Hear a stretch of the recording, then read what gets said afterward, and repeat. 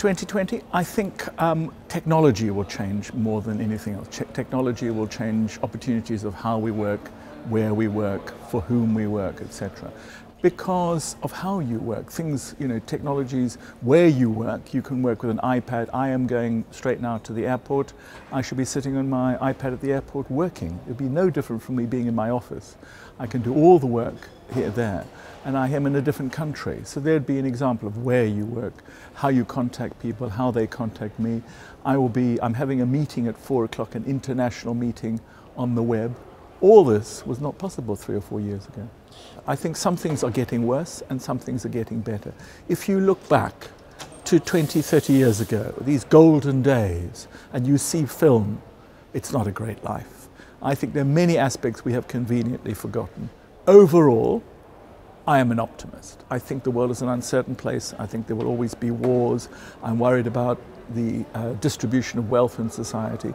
But overall, I think we're getting better at doing it, and I'm therefore ultimately an optimist. We were talking today about the social media, about going on Twitter, going on Facebook, and people of my generation find this more difficult and more unnatural. I think the best way to adapt is see where the trend is going and try and move with it as much as possible. I can't think of any other ways of doing it. I think one is to recognize that people are people, and that they want to be managed in the same way as everybody is managed. There's no magic bullet, there's no quick fix.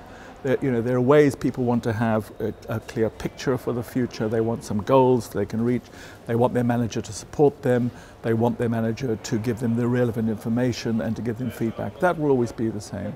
I think also that we need to recognize that we are people of the head and people of the heart. We are intellectual people and we are emotional people. That's why all this issue around emotional intelligence has been very popular. We do 3 types of labor. We do intellectual labor, we do physical labor, and we do emotional labor. And I think what we're beginning to realize is the importance of what psychologists call affect, emotions, emotional literacy, and that I interact with you as a cognitive human being, but also an emotional human being. And I understand your complexities in that way. I think we're becoming better at that, and I think young people are becoming better at that, and we have to be better at that.